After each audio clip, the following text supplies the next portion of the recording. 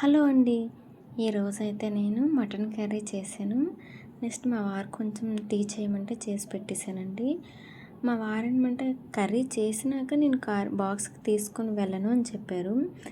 So మళ్ళీ ఏం చేశానంటే 2 వంకాయలు ఉంటే టమోటా వేసి అయితే కర్రీ చేసానండి.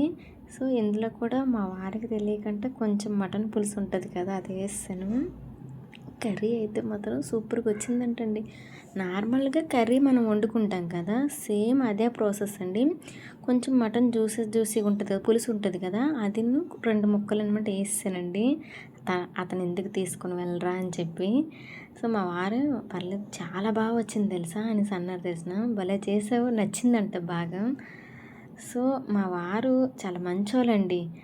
అంటే అర్థం చేసుకునే, అంటే ఏదున్నా అడ్జస్ట్ అయిపోతారు. ఆ క్షణంకి అప్పడం ఇచ్చేసినా సరే తినేస్తారండి. అది నాకు అతనిలో బాగా నచ్చుతుంది. సో ఇంకా ఇగోండి మా వారికైతే దోస్తో అయితే ఈరోజు పెట్టేశానండి మటను. అంటే మార్నింగ్ తినేస్తాను, మరి లంచ్కి నాకు వద్దని చెప్పేశారు. అలా అని చెప్పి నేను వంకాయ మటన్ కర్రీలా అయితే నేను ప్రిపేర్ చేశానండి. రసం చేశాను కదా మార్నింగు, అదైతే బాక్స్కి అయితే పెట్టేశానండి. ఇంకా ఈరోజైతే వెజిటేబుల్ మా వారికి అంతా ప్రిపేర్ అయిపోయిన తర్వాత నేనన్నది ఇంకా నా డైట్ అయితే ఫాలో అవుతానండి. మార్నింగ్ వెజిటేబుల్ జ్యూస్ అనేది చేసేసుకొని, నాకు ఇష్టం లేకపోయినా డైట్ గురించి అనమాట నేను అన్నీ ప్రిపేర్ అవుతున్నాను. ఈ వెజిటేబుల్ జ్యూసు అసలు నాకు ఇట్లాంటివి ఇష్టం ఉండవు. సో మా వారు అంటారు, నువ్వేం పెద్ద లావుగా లేవు, ఎందుకు అలాగా నలిగిపోతున్నావు అని అంటారు. అయినా సరే ఎందుకో నాకు చేయాలనిపించిందండి. ఇలా ఇయర్లో ఒక 2 నెలలైనా మంచిగా తినకంటూ ఉంటే బెటర్ అని నా ఒపీనియన్.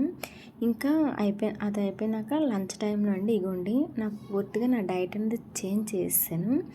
ఇంకా అది అయిపోయినాక మా పిల్లల్ని స్కూల్ నుంచి తీసుకొచ్చేసాక ఇగోండి వాళ్ళు అనమాట ఈరోజు మటన్ ఇప్పి అయితే చేయమన్నారు. సో అలా అని చెప్పి అయితే మటన్ కూడా ఉండండి అన్నీ క్లీన్ చేసుకుని అయితే పక్కన పెట్టుకున్నాను. చాలా మా అబ్బాయికి అయితే ఇట్లాంటివన్నీ కోరికలండి. కొంచెం నాకు కూడా చేయడం చాలా ఇంట్రెస్ట్లండి.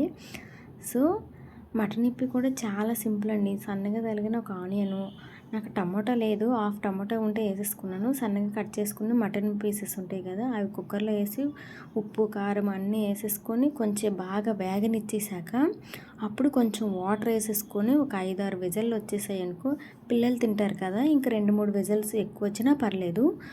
అంటే మటన్ అనేది మెత్తగా ఉడికిపోద్ది కదా. ఈరోజైతే చాలా బాగా ఉడికిందండి. మా అమ్మాయి అంటుంది, మటన్ పీసెస్ అయితే చాలా మెత్తగా వచ్చేసాయి అమ్మ అనేసి అంటుంది. సో ఇలా కర్రీ అంతా కంప్లీట్ అయిపోయిన తర్వాత ఇప్పి మసాలా ఉంటుంది కదా, అది వేసేసుకోండి. ఇగోండి ఇంకా నాకు కొంచెం ఉడకలేదు అనిపించింది, అలా అని చెప్పి మళ్ళీ కాసేపు నేను పెట్టాను ఇంకా స్టవ్ పైన. తర్వాత ఇగోండి మటను అదే మసాలా ఉంటుంది కదా, ఇప్పి మసాలా, అదనమాట యాడ్ చేసుకోండి.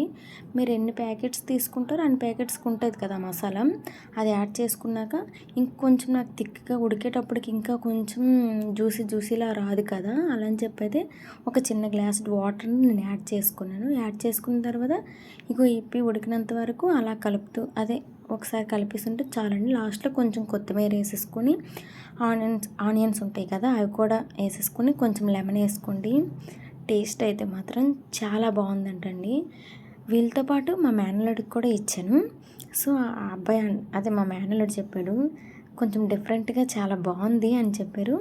వీళ్ళకి అయిపోయాక వీళ్ళ వర్క్స్ వీళ్ళన్నీ కంప్లీట్ చేసేసుకుంటారు. తర్వాత నేను అనమాట పూజ అనేది చేసుకున్నాను, మార్నింగ్ చేసుకున్నాను.